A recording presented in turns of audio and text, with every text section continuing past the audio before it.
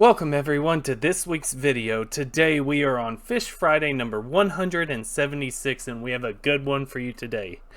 Today's fish is one of those fish that I've seen in the aquarium trade and have always wanted, just never quite had an aquarium that I was able to put them in, but they are still striking and wonderful, and I highly encourage people to look into this fish when they gather fish for their aquarium. Today's fish that we're going to be talking about is, bam, the spotted blue eye. Now, the spotted blue eye, or scientific name Pseudomugil Gertrude, again, that's Pseudomugil Gertrude. It is part of the family Melanotaniidae. Again, that's Melanotaniidae. It is the family of rainbow fish. This is the rainbow fish family. Now, rainbow fish are very popular in the aquarium trade and have been in the aquarium trade forever. I feel like they're very, very beautiful looking fish. They all have striking colors and they are very hardy fish. So, as you can see from this picture, it's very obvious. I mean, you can see why people like this fish. Didn't mean to do that, but now this fish is native to northern Australia, Papua New Guinea, and native to the Aru Islands, which I believe are somewhere in between Papua New Guinea and Australia, but don't quote me on that. If I was a better YouTuber, I probably would have looked that part up. But they're found in shallow, slow-moving streams. These are not the type of fish that you would see way out in the middle of a deep reservoir or in a very large, quick-moving river.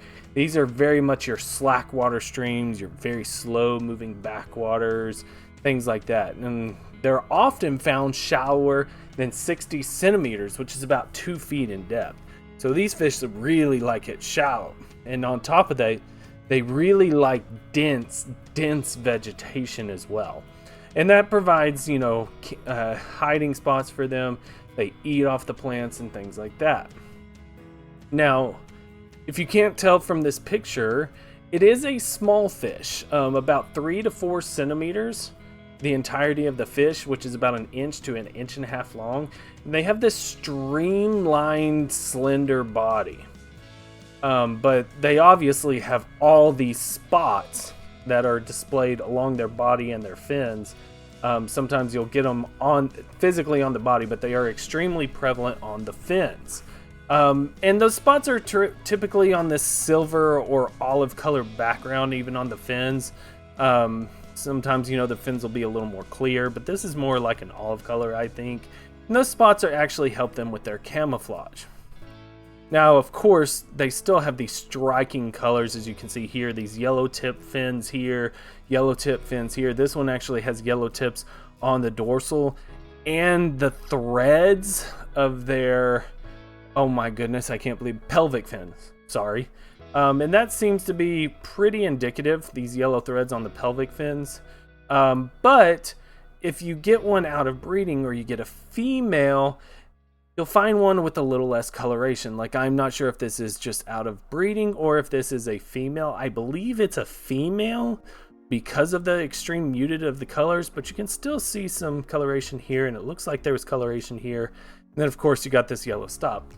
But, as the name would also indicate, they do have this blue eye right here, which is very visually striking, Even on a small fish like this, it's very, very noticeable. Now, males are going to be more colorful than females. This is one of those species. And if you notice, the second dorsal fin, if you look from the body all the way back, the dorsal fin and the anal fin are actually set fairly far back in the body. And they're fairly large in comparison to the body as well. It looks like a very large fin, and it in fact is. And they're very rounded. Now, oh my god, goodness, I cannot think today. The caudal fin kind of has a slightly concave feature going on, but even here you can see that even with the fins fairly kind of pulled into the body. They're still fairly large, but they're definitely set well back. Definitely the origins of them sitting far behind the midline of the body. Something else to note, if you notice, their pectoral fins actually are set high as well. It's almost like they're kind of flying fish sort of setup where they're set super high. And that is because this is a topwater fish, which is indicated by, you have this kind of flatter back, high set dorsal fins. They have this terminal mouth that's actually kind of pointed upwards. So they are kind of hanging out in shallower waters and kind of up towards the top.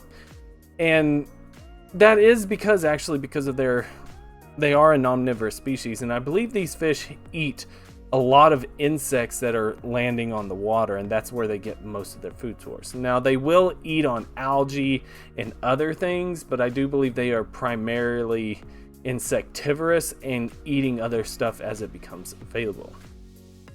Now, I talked about their vegetation, and of course you would think that a visually striking fish like this would not be very well camouflaged. Well, they actually are, and not only that, they are very fast. All of the rainbow fish I have experience with, they're very, very good swimmers, and they use that vegetation very well to hide. But it's also used in terms of their reproduction. So males do get much more vibrant and much more colorful during courtship displays, and they actually even flash their colors. And they use very elaborate fin movements. I imagine I say elaborate, they're probably just waving them very quickly. But after courtship happens, if a male and female decide that they are going to breed, the female will actually lay eggs on plants in shallower water with even slower moving. And that is just to provide protection for the eggs and for the larva. And the eggs are actually adhesive, so they can stick. And that is one reason why they are so prevalent in the aquarium trade, is because these fish will actually breed by themselves in a normal aquarium. They're so popular for that. They're attractive. They're very easy to keep alive. These are very hardy fish. You don't have to really worry about pH as much or water hardness. They're very easy to feed. They very easily take commercial food. I mean, this is just a very, very good beginner fish. And on top of that, if you have them in an aquarium and they're only those, or nothing that will eat their eggs or fry, you will actually get reproduction in a crazy rate. They're so good. I like them as well for a beginner because they're so small. They're very, very good for smaller aquarium setups. And if you are a beginner aquarist, more often than not, people overestimate the number of fish they can put in an aquarium. The general guideline is 1 inch of fish per gallon of water, I think. I like to go significantly less than that. So, this fish, you could easily get like a little 3 gallon and get, 1 fish to 3 gallons. Now, I would say that like 3 fish to 5 gallons. That'd be kind of the ratio I would use.